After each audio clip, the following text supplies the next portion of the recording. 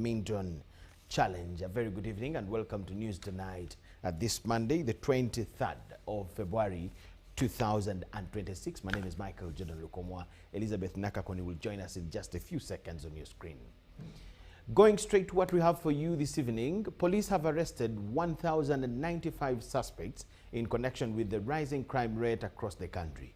The police spokesperson Rusoke Kituma told the media that during the security operations, 261 passports and other travel documents were recovered in Soroti City.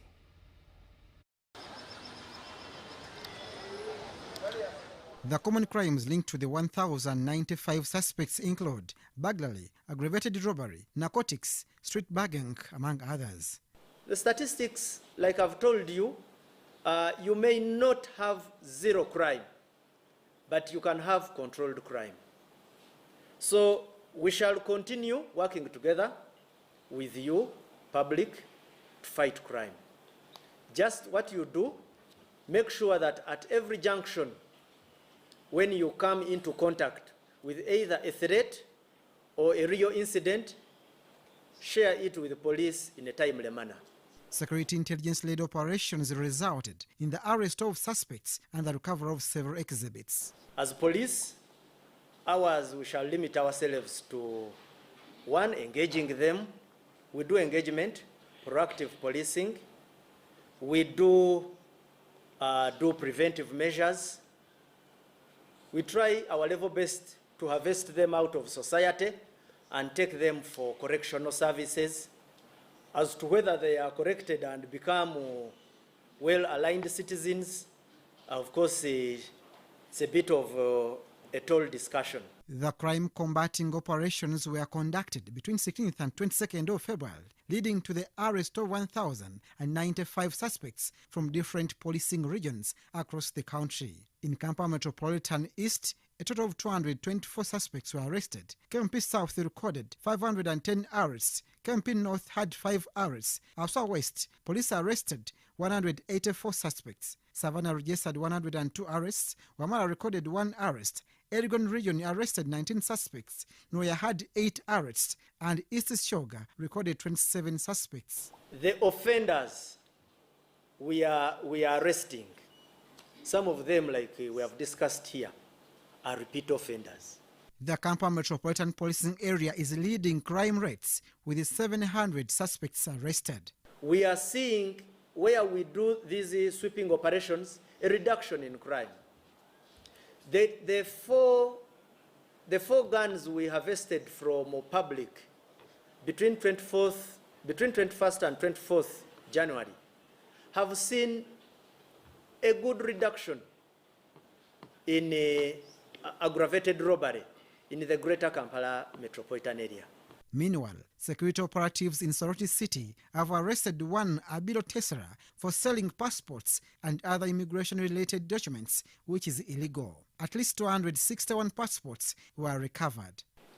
We recovered 261 passports, certificates of good conduct, and the yellow fever cards, which were being issued from her residence.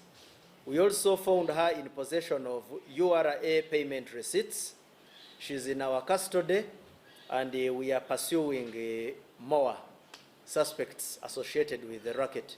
This lady has been doing that because she has, I think, demand from people who seek for these services. From how can a whole Uganda, whether has gone to school or not, seek for a passport from Rodai, deep down in Soroti, well aware that passports are only issued by one authority, Uganda Immigration Authority. The Directorate of Citizenship and Immigration Control has commended 2 senior officers, Major General Apollo Kasita Goa and Brigadier Johnson Namanya, who were recalled by the UPDF for fresh deployments. Abdunasir Lubwama and Rogers Komagum for UBC.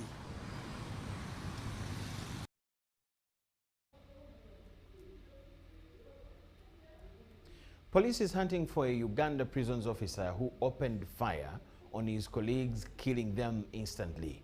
Wada Anguyo Moses reportedly shot his 3 supervisors at Chivoga prisons and fled the scene. Uganda prison spokesman confirms that the gun used in the incident on the 22nd of February at around 10 p.m. has been recovered. Shooting incident at Uganda prison, government prison Chivoga on 23rd of Feb 2026. The Commissioner General of Prisons regrets to announce the unfortunate death of 3 persons following a shooting incident at Chivoga prison. The deceased are Assistant Superintendent of Prisons Hope Catherine, who was the Deputy Officer in charge, Principal Officer 1 Akshuri Bright, 3rd in command, and Miss Ayebare Sarah, wife to the officer in charge, Chivoga.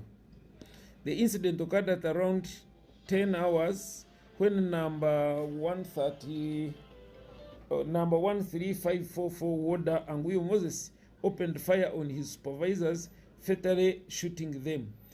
Following the incident, the suspect fled the facility. Police was immediately called in and secured the scene of crime. Joint security operations are currently pursuing the suspect. Although the gun used in the shooting has been recovered, the suspect remains at large and is considered dangerous. Anyone with valuable information regarding his whereabouts is urged to inform the police. The public will be updated on any new development in due course. May the souls of the deceased rest in eternal peace.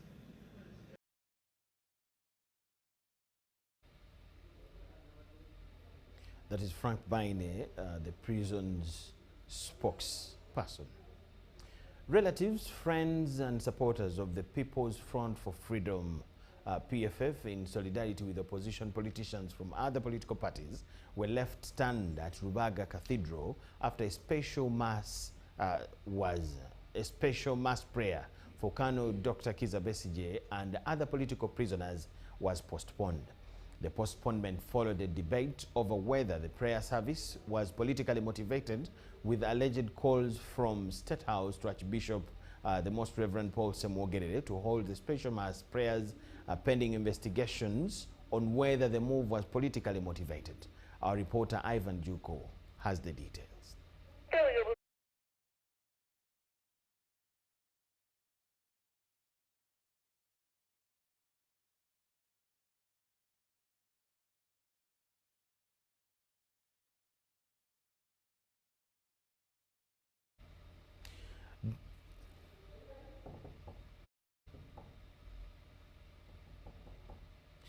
Now, domestic debt has increased by 20 trillion shillings from 39.159 trillion to 59.19 trillion financial year 2024-2025, according to the Auditor General's report on Treasury operations under the audit for debt portfolio.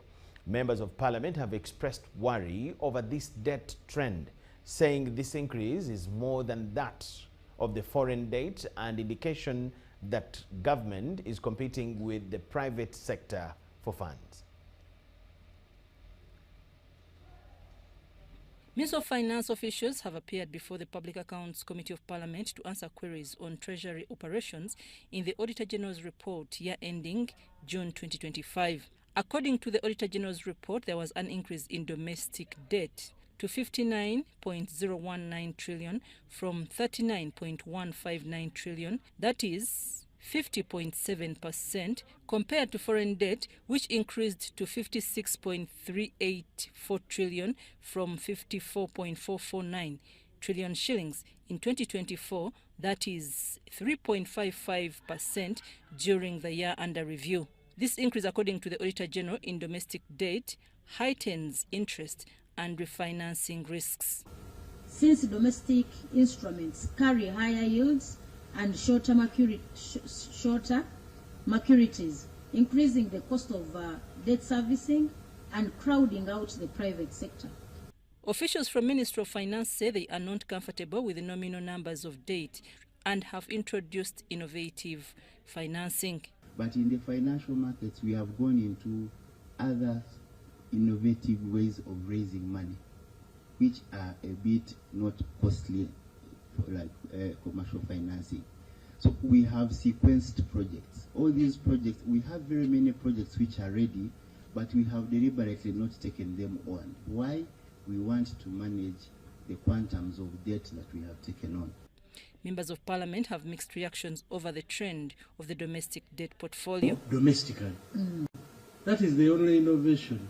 But we wouldn't call that innovation, because the figures are here speaking that you have increased domestic borrowing by 20 trillion.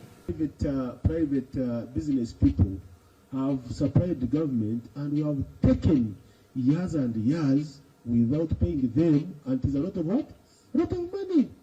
So if we are only sticking to what is in the papers, and we borrowed through treasury bills and bonds, and we ignore those suppliers who supply the government.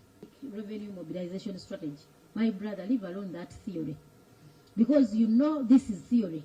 We have been looking at, when you look at the consolidated financial statements or issues of the tax register, our performance is very poor.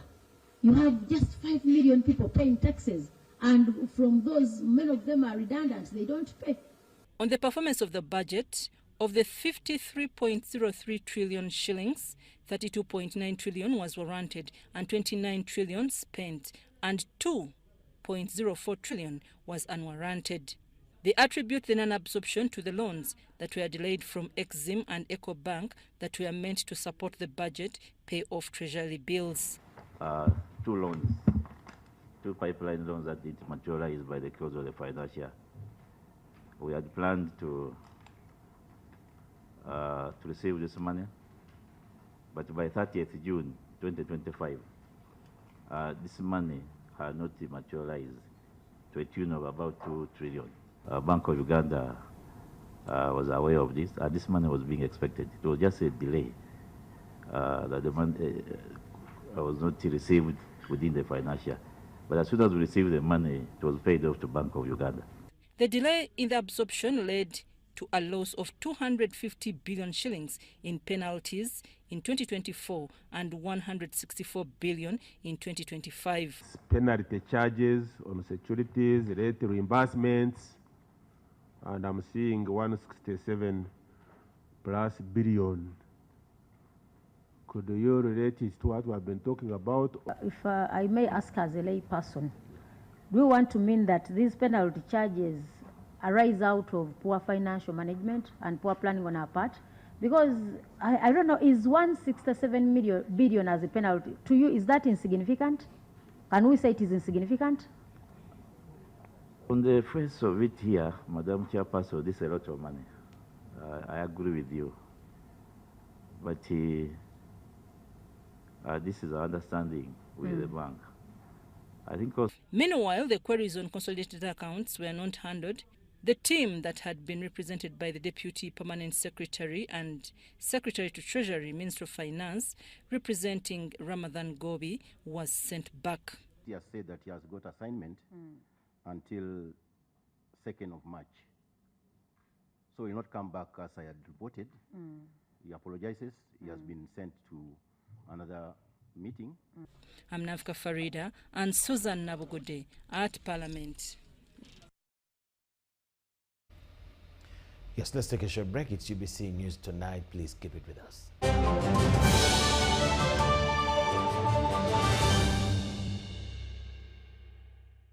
So, Micheal. Yes, Daddy. You know the children are going back to school and things are a bit tight. For now, why don't you take half of the fees to junior school, and for the school van contribution, we shall pay later.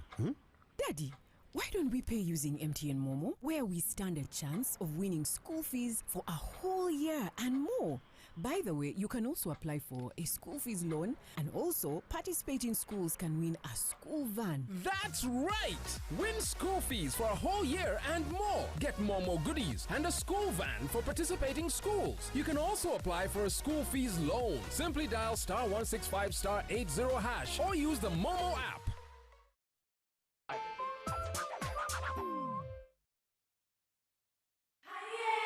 It's back, bigger and with more business opportunities. It's the Pearl of Africa Tourism Expo, Poate 2026, Uganda's flagship tourism event. Poate 2026 will take place from the 21st to the 23rd of May 2026 at the Speak Resort Convention Center, Munyonyo, under the theme Wanderlust. It's your time to thrive.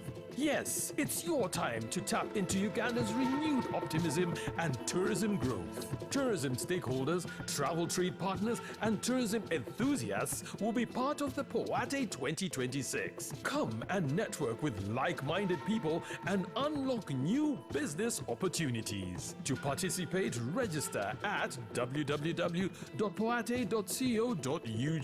Poate 2026 is brought to you by Uganda Tourism Board and partners.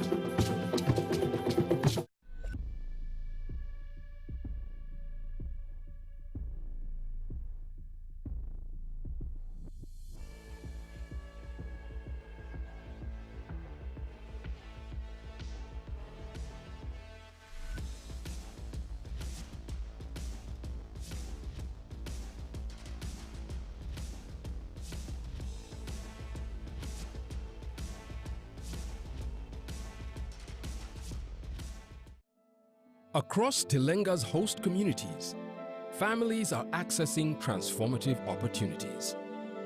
Youth are gaining practical skills that lead to employment. Farmers are getting improved yields and stepping into profitable value chains. Local businesses are joining supply networks once considered beyond reach.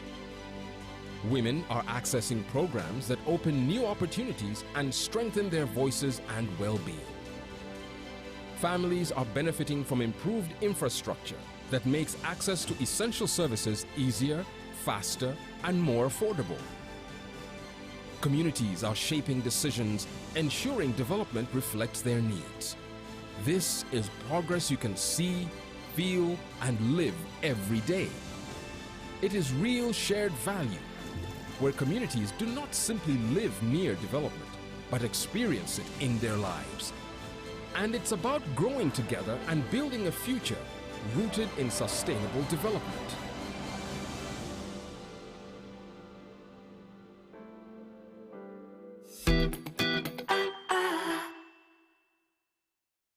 So, Micheal. Yes, Daddy. You know the children are going back to school and things are a bit tight. For now, why don't you take half of the fees to junior school, and for the school van contribution, we shall pay later. Daddy, why don't we pay using MTN Momo, where we stand a chance of winning school fees for a whole year and more?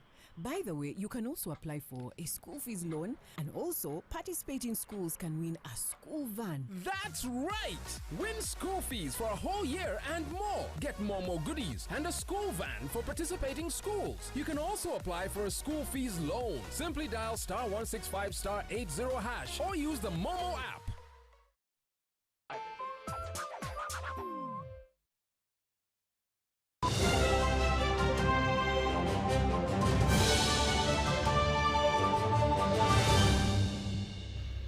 Welcome back from the break, and thank you so much for keeping it with us. We now go business. Kampala Capital City Authority marks the 4th day of its ongoing enforcement to restore order in the city's central business area, focusing on greening and revitalizing spaces previously overtaken by unauthorized traders.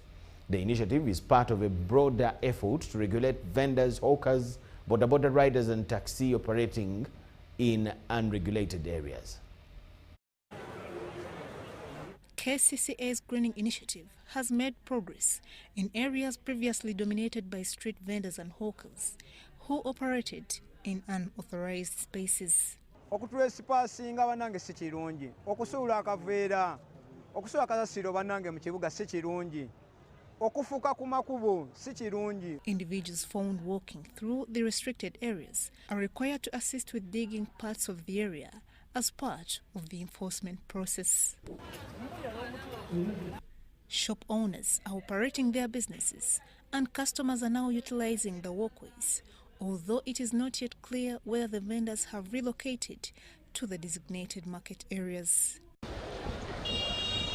At Usafi Market, which offers 1,000 designated trade spaces.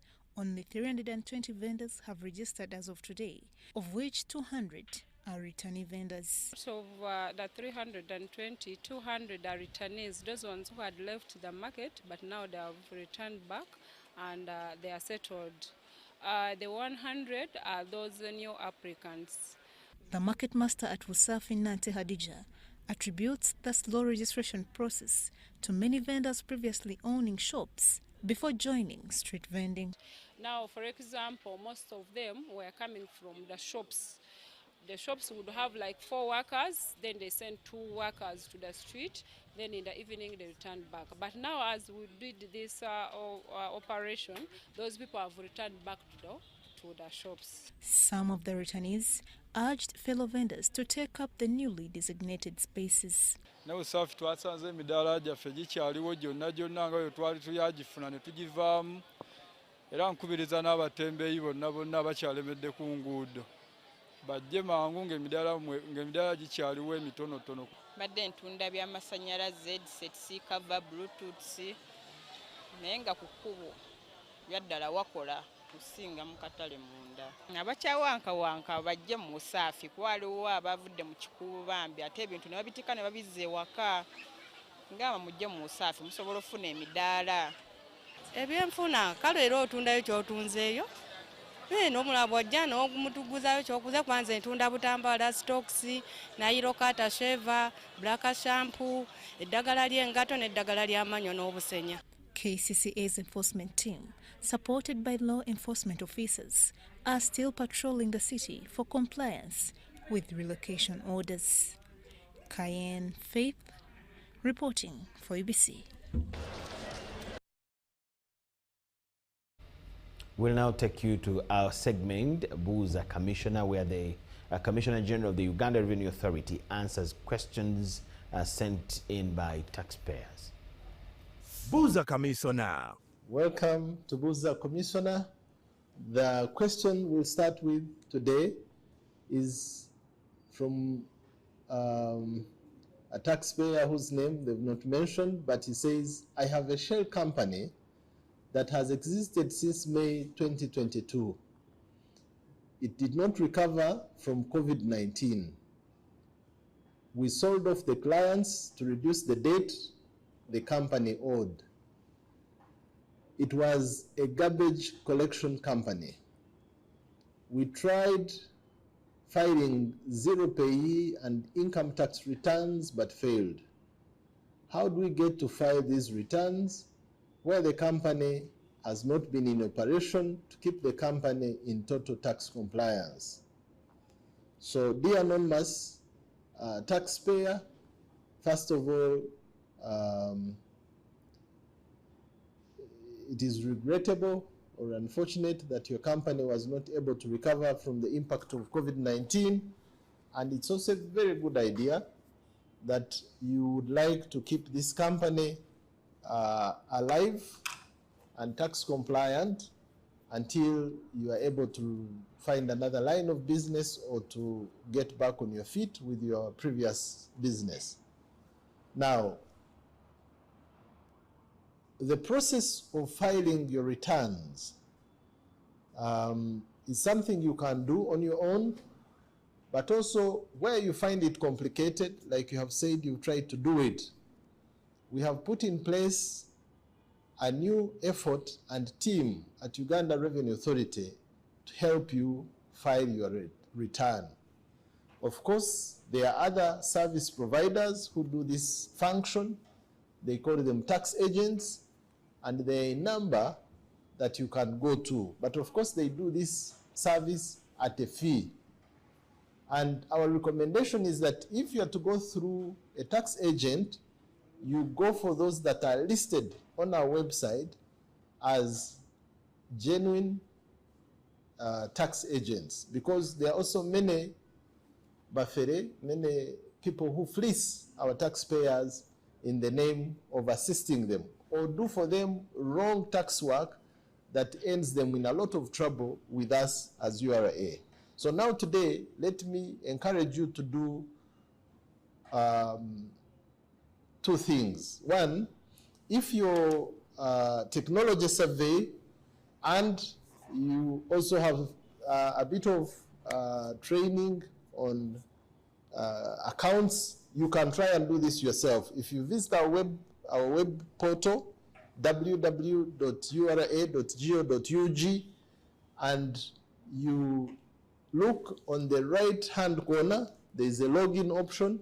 You can log in, enter your TIN, enter your password, go for the tab of e-services, and file your return. That is, if you're able to do it on your own. Should you try to do it and you need help, we have a toll-free line which you can call. And on the toll-free line, 0800-21-7000 or 7000. That is a toll-free line. It is there for taxpayer support. We can guide you as you navigate, because there is an element of uploading your return. There is an element of enabling the macros. So it's a bit of a technical thing to do, and that's why I was saying you do this if you're comfortable. But if you're not, we have opened a taxpayer support center. This is the first one in the history of Uganda Revenue Authority. This taxpayer support center is located at Pearl Tower 1. Pearl Tower is on Chitante Road, former CMI, which has now been redeveloped, and there's a beautiful building called Pearl Tower. So we are in Pearl Tower 1 on the ground floor. We are setting up, and by mid this month of February, starting tomorrow, we will be ready to handle all your taxpayer support needs at zero cost. In other words, Uganda Revenue Authority staff who are normally known of running after you to collect money, for the first time, we are going to invite you to offer a free service that will help you to be tax compliant. And one of the services we'll be providing is filing a return, especially for the small and medium enterprises who may not manage the cost of tax agents, or who have been frustrated by tax agents not doing a professional job. Come to us, we'll do this job for you for zero fee, absolutely free, because government has already paid us a salary, so we have dedicated that space, our computers, and some of our staff to help you fulfill your tax obligations at no cost. We shall be providing other services like enlightening you on how to keep your financial information, appeal in case there is any tax issue that you are not happy with, update your taxpayer details, and so on and so forth. So that center is not for collection of tax. If you visit us there and anyone asks you for tax, please report them to us. We are not supposed to disturb you with taxes. When you come there, you're coming for support, and the support will enable you to be a better taxpayer in future. So those are the two ways you can do your nil return, the anonymous, but also if you are able to hire a tax agent, let them do it for you. It is a very good measure that you keep tax compliant even when your company is not busy, with the hope that you'll use it in future. Otherwise, if there is no hope, you can also deregister that company so that you take off the headache of keeping up to date with the return filing when actually the company will not be used in future. I thank you very much for this question, and I hope this answer throws some light for everyone who is going through a similar challenge. Buza Kamiso now. Now you can get direct answers. Send your tax-related questions via WhatsApp or SMS to 0790-141-887, and the Commissioner General of URA, John Musinguzi, will personally address them.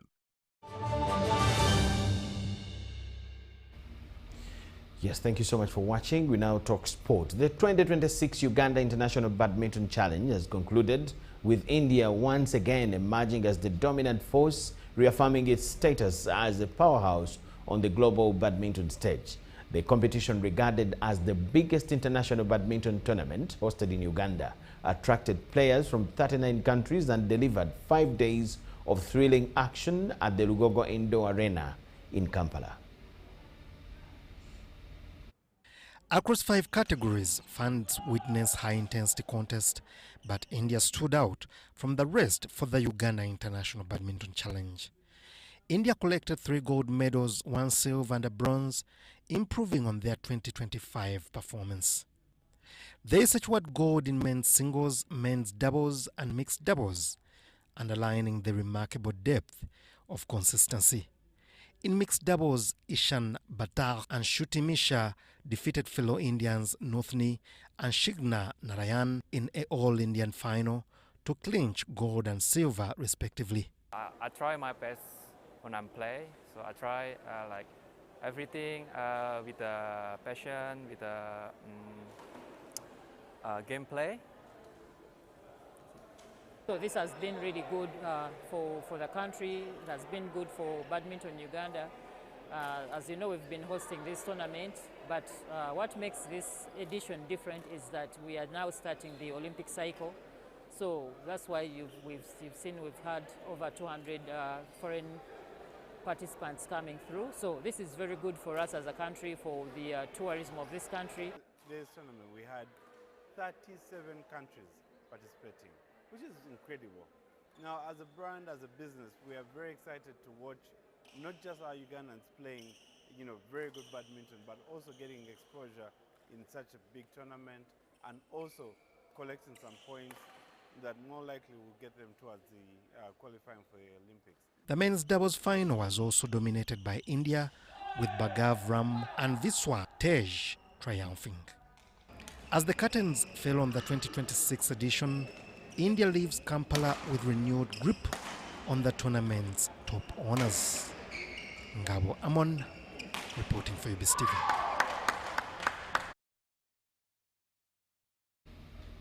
That brings us to the end of all we had for you at this point. We'll get back at 10 p.m. with a bigger arrangement. My name is Micheal Jordan Lukomwa with Elizabeth Navakon and the whole team. Let's catch you then. Bye-bye for now.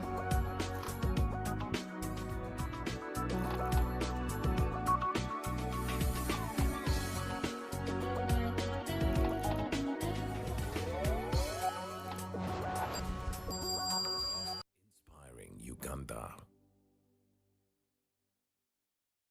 Good evening, ladies and gentlemen. Welcome to the front bench. Now, today, Uganda was celebrating the 40th Liberation Day, NRA stroke NRM Liberation Day. It has been a journey, 40 years down the road. A lot of tremendous achievements have been achieved. But of course, there are some challenges we shall be looking at here and there.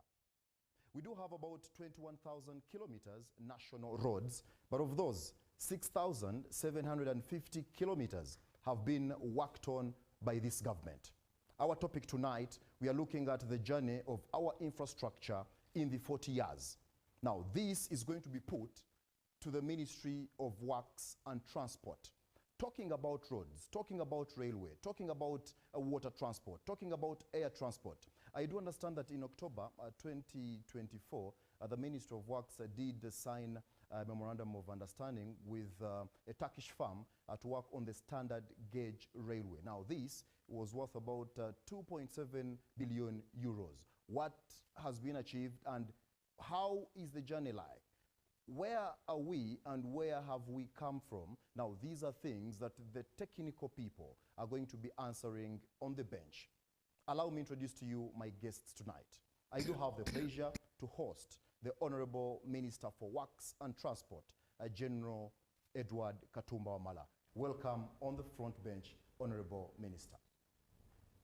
Thank you very much and good evening viewers. I want to join those who have been celebrating with us the 40 years. And I want to congratulate all Ugandans for having gone through the elections.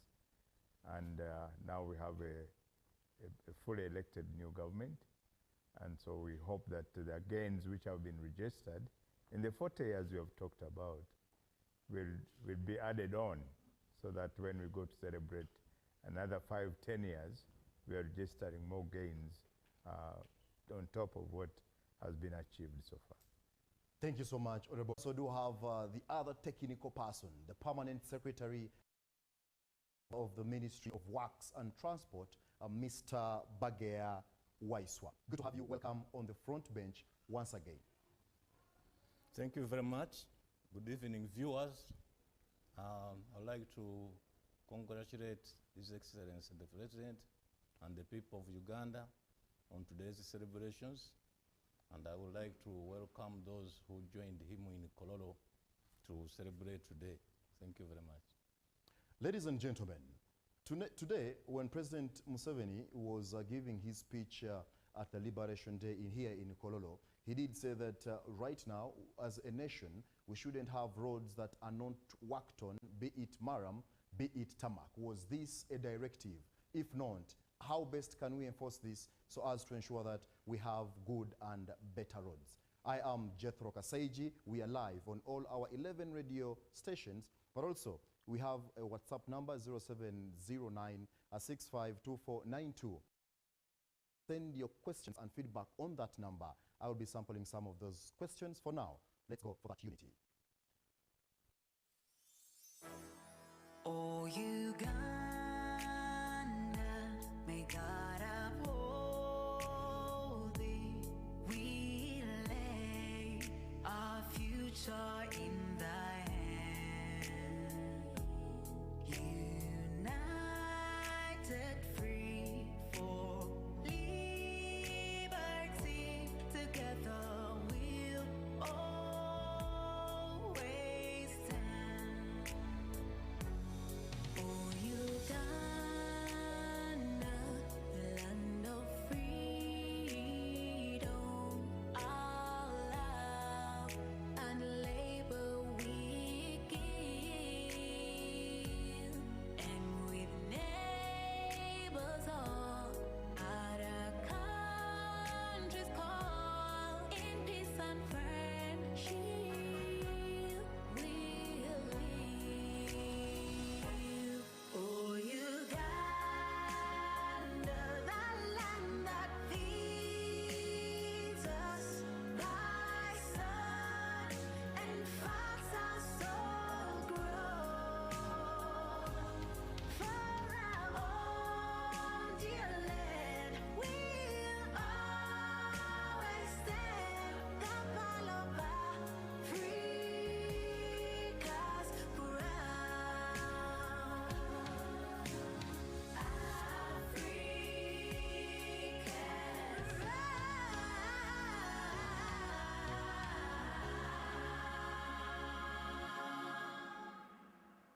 Fellow countrymen and women, these are our ministers and permanent secretaries at the front bench, representing the various ministries and answering the questions that matter to us.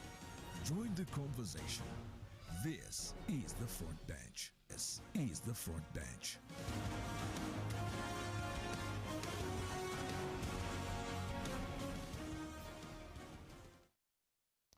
Well, 40 years of building Uganda. How has our infrastructure journey shaped national development? 0709-602592 is our WhatsApp number. Please be part of the conversation. Do send in your comments, your questions about our topic. We are talking about the journey of building Uganda, our infrastructure.